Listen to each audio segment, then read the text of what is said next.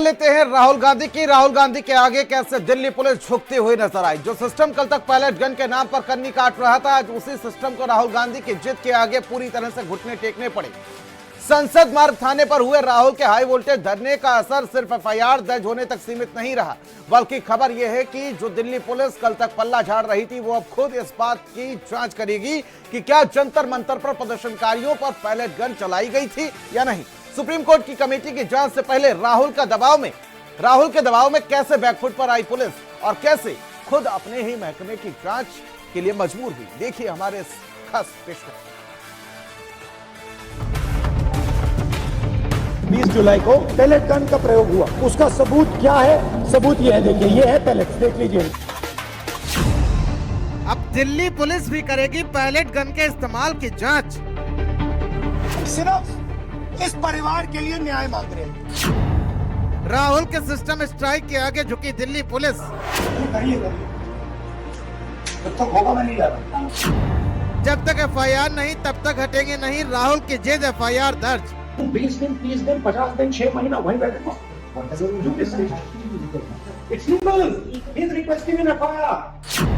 ऊपर से आदेश देकर रटा रटाया जवाब देने वाले अफसरों ने टेके घुटने। Already submitted. No. He is requesting an individual FIR for this bullet for the pelleting case. Supreme court की कमेटी से पहले राहुल का हाई वोल्टेज दांव हुआ कामयाब। Very simple. You are not doing it, sir. Okay. युवा पर गोली चलाई जा सकती है, दिखाइए। 20 जुलाई की वो खौफनाक दोपहर जब जंतर मंतर पर छात्रों के जिस्म में 200 से ज्यादा लोहे के खूनी छर्रे दाग दिए गए। राहुल गांधी ने इसको लेकर आरोप लगाया कि जंतर मंतर पर पैलेट गन के इस्तेमाल किया गया। इस बर्बरता के खिलाफ राहुल गांधी ने ऐसा मोर्चा खोला कि आखिरकार दिल्ली पुलिस के पसीने छूट गए और सिस्टम को झुकना ही पड़ा। राहुल के दबाव में दर्ज हुई एफआईआर। ये इन्होंने अपने शरीर से निकाले हैं। इनकी आंख में 3 है, दिखाइए।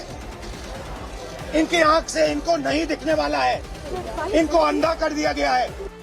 शुक्रवार की सुबह बिना किसी लाव लश्कर के राहुल गांधी चुपचाप पीड़ित छात्र साहिल और उसके माता पिता को लेकर सीधे दिल्ली के संसद मार्ग थाने पहुंच गए। करीब 45 मिनट तक डीसीपी ऑफिस में पुलिस अफसरों के टेबल पर एम्स के कागजात पटकते हुए राहुल गांधी ने सीधा सवाल उठाया, अगर पुलिस ने पैलेट गन नहीं चलाई तो साहिल के शरीर में 200 छर्रे कहां से आए? क्राइम हुआ तो तुरंत एफआईआर दर्ज करो। जब तक होगा मैं नहीं जा रहा। कंप्लेंट सेंड कहाँ पे सर? डीसीपी ऑफिस से जाएगी, सीपी ऑफिस। ठीक है, डीसीपी ऑफिस कहाँ है? हमारा पहले बैठा। चलो वहाँ चलते हैं। शुरुआत में अंदर से वही टाल मटोल वाला जवाब मिला कि मामले की जांच क्राइम ब्रांच कर रही है। सुप्रीम कोर्ट ने हाई पावर कमेटी बना दी है, रिपोर्ट का इंतजार कीजिए। पुलिस के इस ढुलमुल रवैये पर राहुल गांधी का पारा 7 में आसमान पर पहुंच गया। बाहर निकलते ही राहुल गांधी थाने के कैंपस में ही जमीन पर धरने पर बैठ गए। ऐलान कर दिया कि जब तक एफआईआर दर्ज नहीं होगी तब तक हम यहां से 1 इंच पीछे नहीं हटेंगे। खबर फैलते प्रियंका गांधी, अधीर रंजन चौधरी, रणदीप सुरजेवाला, जयराम रमेश समेत तमाम नेताओं का सैलाब संसद मार्ग थाने की तरफ उमड़ पड़ा। इस परिवार के लिए न्याय मांग रहे हैं और हमें बताया जा रहा है कि हिंदुस्तान में युवा पर गोली चलाई जा सकती है। दिखाइए, यहाँ दिखाइए, आंख दिखाइए। गोली चलाई जा सकती है, मगर इस देश में अमित शाह की होम मिनिस्ट्री, दिल्ली पुलिस के लोग न्याय नहीं दिलवाने देंगे।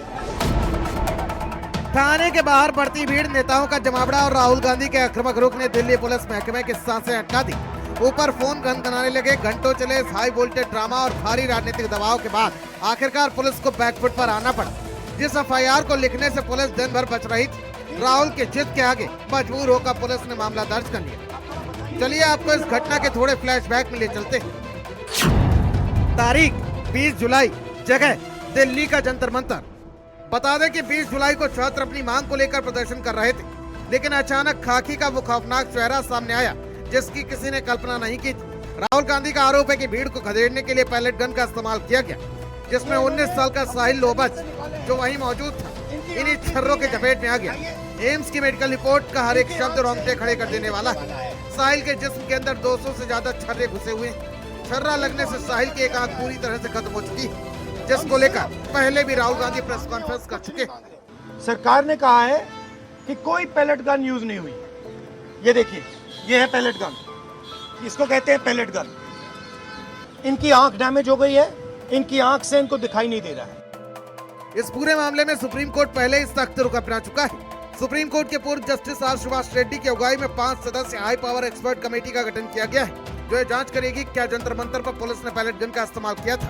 लेकिन सबसे बड़ी बात यह है कि जांच कमेटी अपनी जगह है, पर राहुल गांधी ने सड़क पर उतरकर जो दबाव बनाया है, उसने साबित कर दिया कि किसी भी नागरिक की आंख फूटने पर FIR दर्ज होना उसका पहला संवैधानिक अधिकार है, जिसे आखिरकार पुलिस को मानना ही पड़ा। स्पेशल डेस्क, भारत समाचार।